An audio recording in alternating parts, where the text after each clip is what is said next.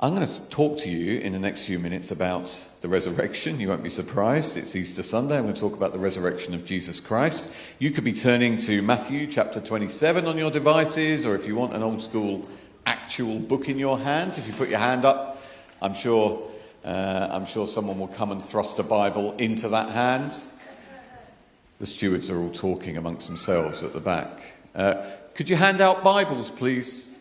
Just turn around and get their attention, and discussing very important matters, no doubt. But Bibles are available there if you would like one. And you could be turning to Matthew chapter 27 and verse 62. But before we start, and we're going to read that in just a moment or two, I just want to say a few introductory comments about the resurrection of Jesus Christ. Because there are those around who say what we're talking about in this narrative of Jesus' resurrection is a metaphor for just, hope overcoming despair and, a sort of new spirit among the disciples who were so defeated that somehow God just encouraged them again. And stories of a literal resurrection are just a metaphor for that reality that we have, that no matter how bad things get, somehow hope springs eternal in the human breast, and we find a way to hope again. Now, there are many people leading churches who have that kind of belief. And I have to say, that to me is a waste of time. That's not good enough for me, because it seems to me the bleakness of the world in which we live is too serious to be comforted with a message like that. And if you read the Bible itself and the testimony of these early believers, there is no doubt that what they were talking about was a literal resurrection, that Jesus bodily walked out of the tomb and met his followers, and it turned their world upside down, as it would do, right? And I just want you to reflect on, just for a moment before we come to the text, I want to pose you a question. Do you believe that Jesus walked out of the tomb physically? Now, before you give me I'm in church, I've been a Christian for 20 years, tick, yes, that's what I believe, confession of faith, but have you grasped it? And the significance that has for you and for me, if it is true. And the honest answer is, I don't think any of us can possibly grasp it. It's far too big a reality.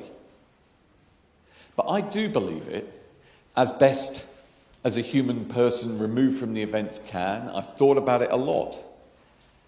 And I believe that what this narrative we're about to read is reliable and true. And I'm still trying to fully grasp the implications of it. Matthew 27, verse 62. The next day, the one after preparation day, the chief priests and the Pharisees went to Pilate. "Sir," they said, "we remember that while he," that is Jesus, "was still alive, that deceiver said, 'After 3 days I will rise again.' So give the order for the tomb to be made secure until the 3rd day. Otherwise his disciples may come and steal the body and tell the people that he's been raised from the dead. This last deception will be worse than the first." "Take a guard," Pilate answered. "Go and make the tomb as secure as you know how." So they went and made the tomb secure by putting a seal on the stone and posting the guard. After the Sabbath, at dawn on the 1st day of the week, Mary Magdalene and the other Mary went to look at the tomb. There was a violent earthquake, for an angel of the Lord came down from heaven and, going to the tomb, rolled back the stone and sat on it. His appearance was like lightning, and his clothes were white as snow. The guards were so afraid of him that they shook and became like dead men. The angel said to the women, "Do not be afraid, for I know that you are looking for Jesus who was crucified. He is not here. He has risen just as he said. Come and see the place where he lay. Then go quickly and tell his disciples, he's risen from the dead and is going ahead of you into Galilee. There you will see him. Now I have told you." So the women hurried away from the tomb, afraid yet filled with joy, and ran to tell his disciples. Suddenly Jesus met them. "Greetings," he said. They came to him, clasped his feet, and worshipped him. Then Jesus said to them, "Do not be afraid. Go and tell my brothers to go to Galilee. There they will see me." This is God's holy and powerful word. When I was a young boy, I think probably around 10, maybe slightly younger, my dad bought me a copy of The Hobbit. Who's read it or seen the film? Just put your hand up, let me get an idea. Nowhere near enough of you. It's a beautiful story, and written by J.R.R. Tolkien. And of course, I finished it, and then my dad, being ambitious for his son at quite a young age, maybe 10 or 11, took me to the library. We used to go to the library regularly and get books, and he got me The Lord of the Rings. Now, The Hobbit, from memory, is about 250 pages. Lord of the Rings is an altogether different proposition. That's like 1,000 pages, and I had a false start with it, I must admit. But I think I was probably 13 or 14 when I read The Lord of the Rings, and it birthed in me a love for this sort of literature, fantasy literature. Some of you maybe enjoy this kind of literature. And really, The Lord of the Rings is by far the most significant of the early fantasy books. And subsequent to that, it's birthed a whole genre of books. And the early examples that followed Tolkien were all quite like Tolkien. It was generally a story which had a fairly straightforward narrative structure. There was some problem in the world, and a group of people would come together to try and go on some kind of quest to solve that problem. And they would go through all sorts of positive and negative experiences, but in time, at the end of the story, there would be a resolution to that problem. And most of the early books that were written in this genre were like this. It assumed from the beginning of the story that the narrative was going somewhere positive. And I like that kind of narrative. It sort of inspires me. It makes me think I could be like one of these characters. I could be a person who makes a difference in the world and becomes, through all of my experiences, good and bad, gets to the end of the story and something good happens. All right. Now, more recently, this genre has taken a different turn. And perhaps the most famous series of books in this genre of literature is now, next slide please, the Game of Thrones. You familiar with this thing? Now, this is a very different narrative structure. The narrative structure of the Game of Thrones is that essentially the world is a chaotic place. And there are good people and bad people, and you can be good or bad, but what really matters is just the great game of power. So if you read the Game of Thrones, you're introduced right at the start of the first book to a character who seems like quite a noble character, and he's dead by the end of chapter 3. And you're constantly looking for a resolution, but there is no resolution. It's just a constant story of struggle and chaos and suffering, and some people rising to the fore for a while. There really isn't any sense that this is going anywhere, certainly no sense that this is going anywhere good. And essentially, the difference between Tolkien and George Martin, the difference between The Lord of the Rings and Game of Thrones, reflects something that has changed in our culture. Our culture has moved away from the assumption that history is going somewhere good, a vague kind of Christian belief which would have characterized Western culture certainly, 50 years ago and more. It's moved to a belief that there is no underlying meaning to life except what I can impose on my own little experience. In other words, nihilism. There is no underlying meaning to life. Life is just a Game of Thrones, and I've just got to work hard to make sure I'm sitting on one of them in some way, however I understand that. And the truth is, if I believed that life was really like that, if that was the underlying reality of life, it would leave me deeply depressed. In fact, those books did leave me quite depressed, in truth. I don't think I'm strong enough as a person to be able to cope with a narrative that says there's no meaning to life, I've just got to do my best and try my hardest. Perhaps you can cope with that when you're in your 20s, because you feel like a Superman. But this time next week I shall be running, or rather stumbling around the London Marathon, and it'll become clear to me I'm not in my 20s anymore, probably by about this time, really. Life, in one sense, George Martin is right. Life under the sun is a terrible struggle. If you haven't gone through tragedy yet, it's coming your way. The only way to avoid it is to die young, and then other people will have to cope with that tragedy. But because of Jesus' resurrection, I believe there's a deeper truth than this.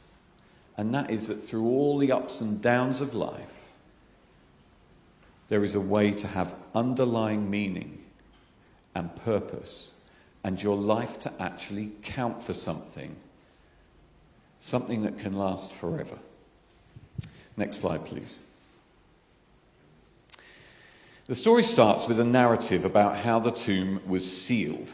Now, I don't know how Matthew found out about this, because he clearly wasn't in this meeting between Pilate and the Pharisees. But we do know that in the early church, quite a number of the Pharisees ultimately were converted. So he must have got it from somewhere. Let's assume he spoke to one of the Pharisees and heard about this discussion that they and the chief priest with Pilate, where they decided that just to be on the safe side, they really ought to lock and bolt this tomb so that no one could get in and pinch the body.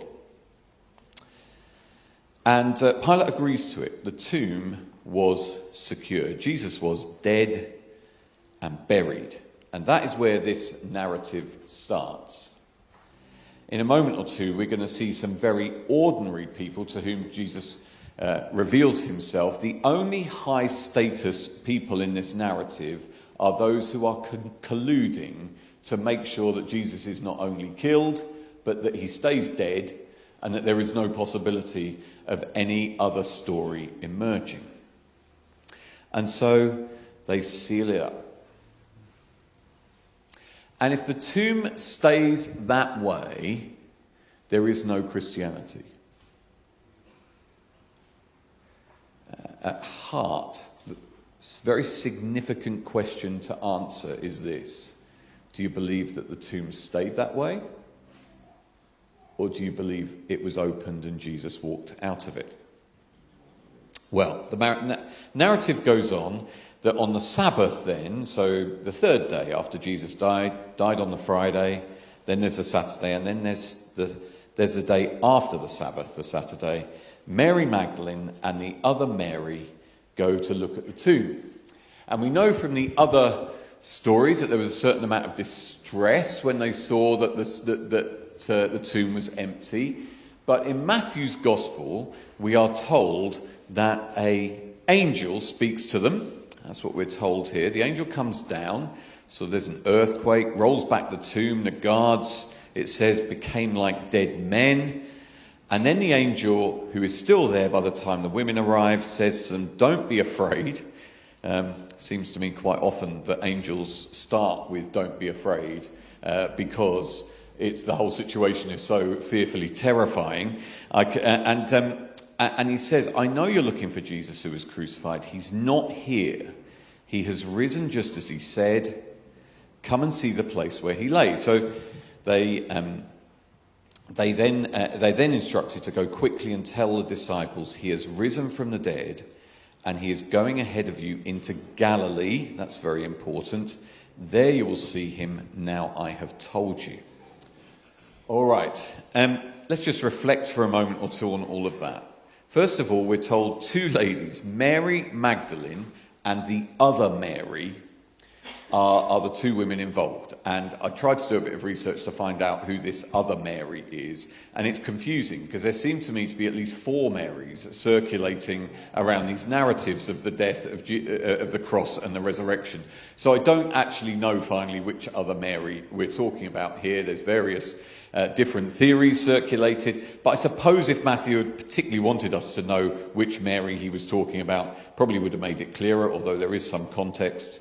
Come and speak to me later and I'll introduce you to Nick Lunn, who will probably be able to discuss it with you very well. Mary Magdalene is singled out. And I want to reflect on that for a moment, because Mary Magdalene is an important character here. Very important. The first thing we can say about Mary is that she has come from a very checkered past. She is a sinful woman. We know that from the Bible. We're all sinful people. But it singles her out as somebody who's in the category of sort of people that the religious leaders looked down on. She had led an immoral life. She's a woman, and women are discriminated against in the ancient world. So from that point of view, also, she's a bit of an outsider. We're also told, aren't we, that she was possessed by evil spirits before Jesus delivered her. She is categorically not the sort of person who would be first on your list if you were trying to start a new religious movement and trying to get credible people to advocate and front up.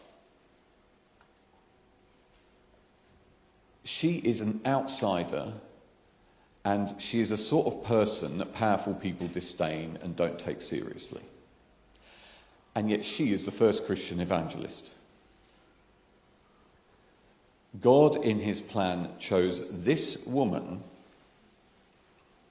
to be the one who would see the risen Christ first and then go and start spreading the good news that he was raised from the dead. This is highly significant, don't you think?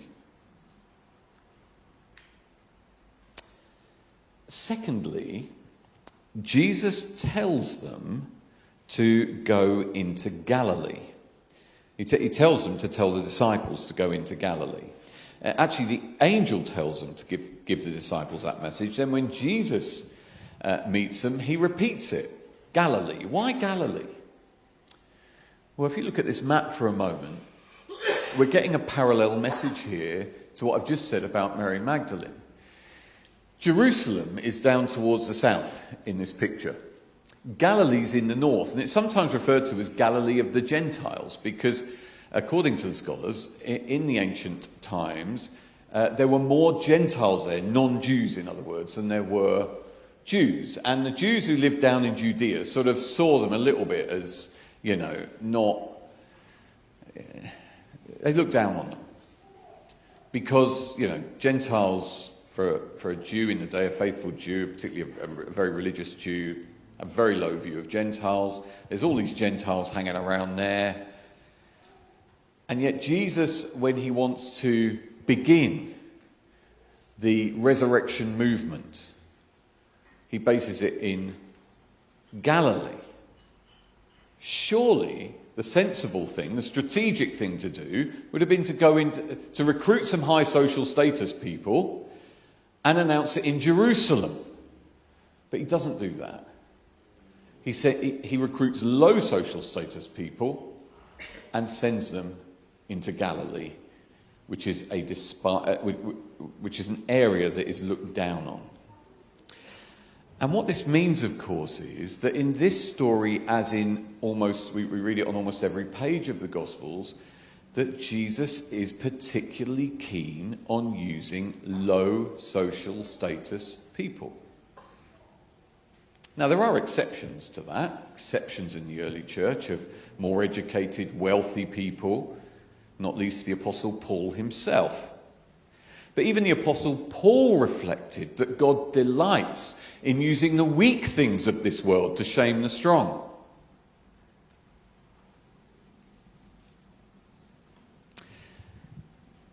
When Mary encountered the risen Christ, Mary and the other Mary, it says, they clasped his feet and they worshipped him.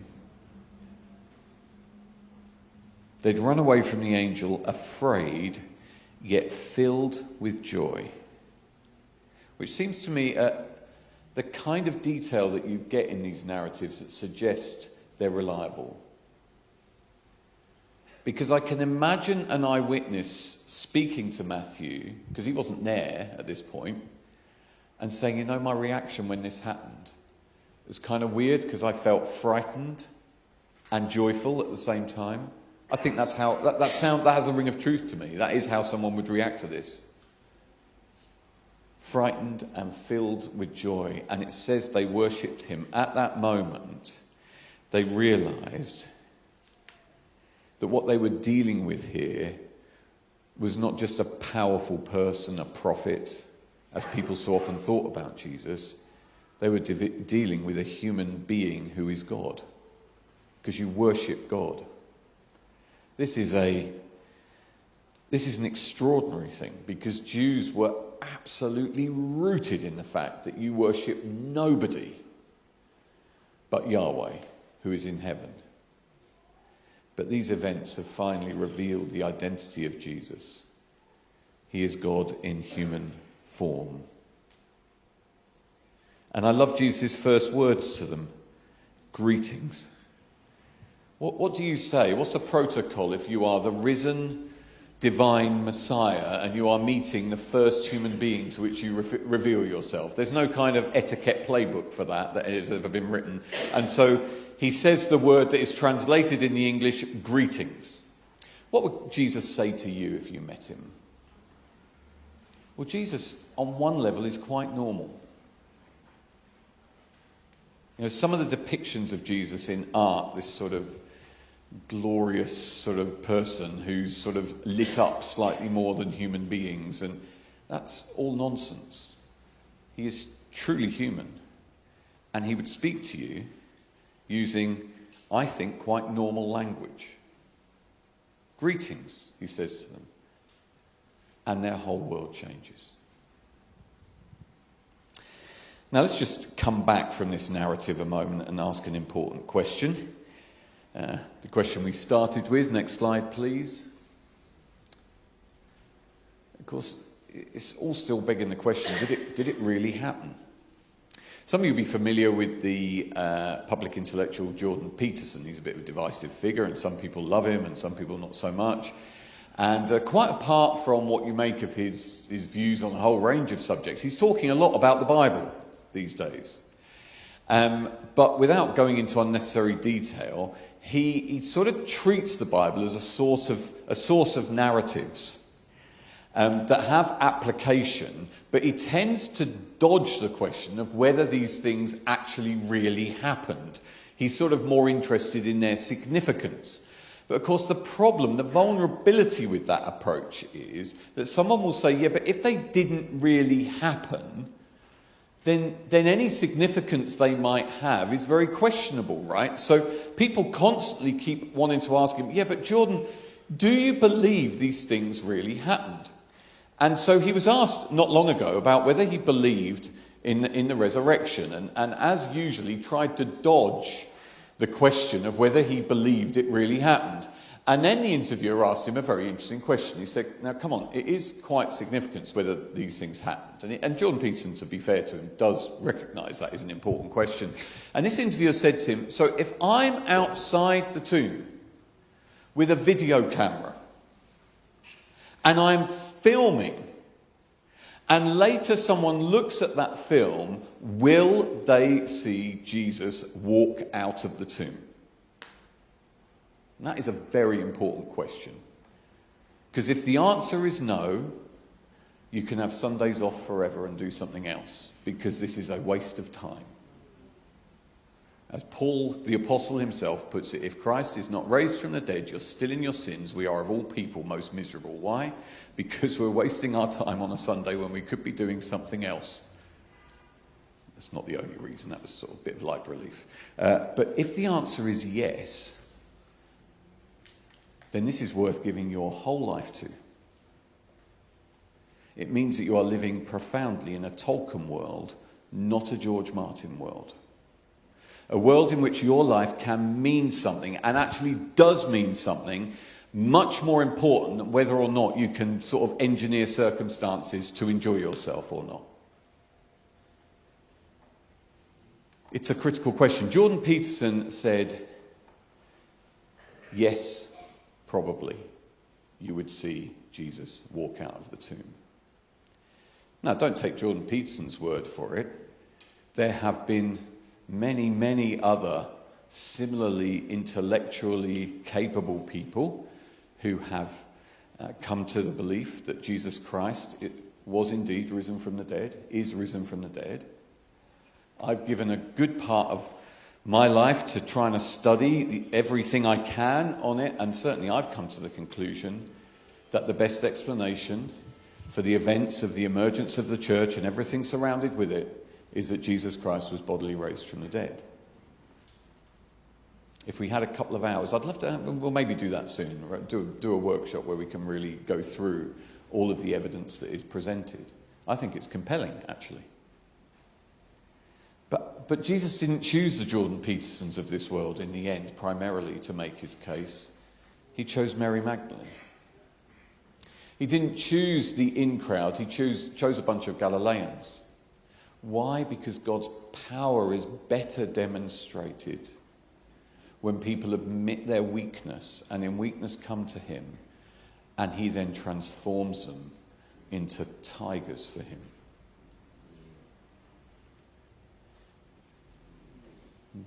Next slide, please. John Peterson went on to say, I think probably Jesus is risen from the dead, but I don't know what that means.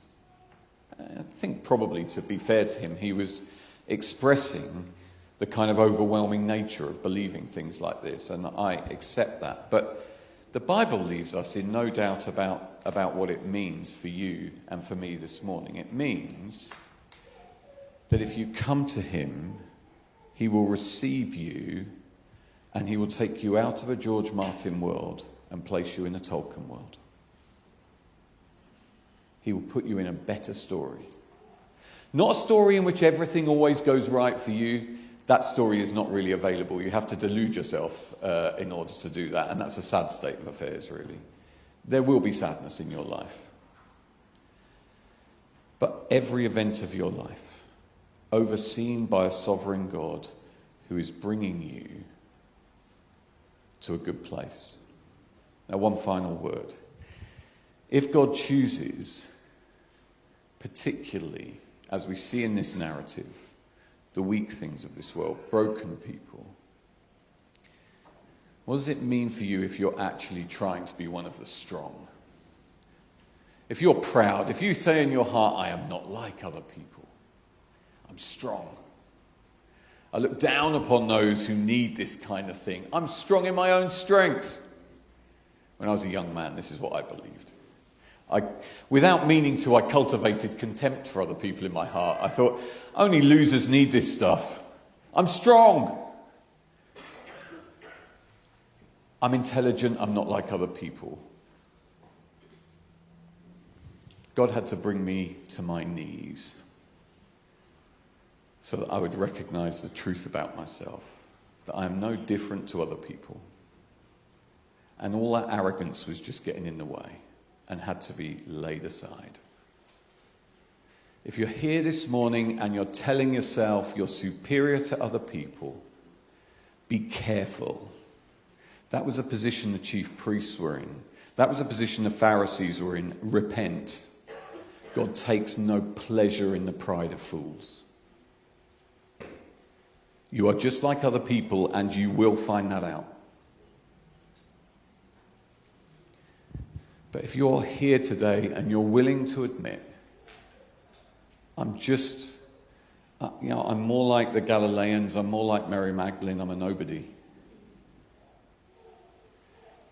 Jesus would very much like to greet you today and place you in a story which might not be an easy narrative, but it is a narrative in which there is a guarantee of a happy ending. He wants to welcome you aboard a ship of which he is the captain, and he will steer it. I'm not sure steering is the right word. I don't know much about ships. He will take it safe into harbour. And once you're on that ship, you're safe forever, no matter what storms that ship goes through. And so to the Marys and to the Galileans of this world, if you're prepared to identify with them, there is a warm welcome. But if you think you are strong this morning, this is a profound challenge to you. Jesus is not interested in your strength. And ultimately, your own strength will betray you in this world if you do not walk with him. God bless you.